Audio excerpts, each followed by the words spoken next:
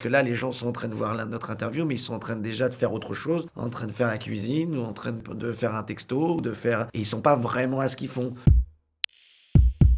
Pour le manuscrit, donc... Non, je te publierai pas, non, je pensais que t'avais compris.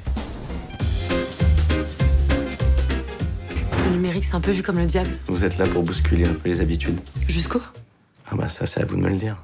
La chose principale qu'il a envie de préserver, c'est le fait de prendre le temps avec un ouvrage et d'avoir la curiosité d'aller au bout du chemin et de ne pas succomber à cette révolution qui est de consommer le plus vite possible et un peu n'importe comment, en fait. C'est dingue, les gens lisent des livres sur smartphone. Moi, je dis pas sur tablette. Parce que c'est pas ton époque. Je t'emmerde. En tant que réalisateur, c'est vrai que c'est quelque chose qui me met un peu en panique. J'ai terminé hier mon dernier film, j'ai passé 2 ans dessus.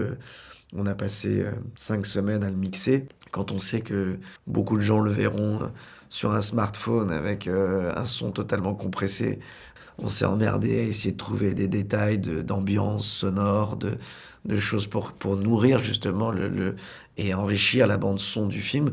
On sait que c'est quelque chose qui va passer totalement à la trappe. Qu'est-ce que vous pensez de la polémique qui fait rage autour de votre livre?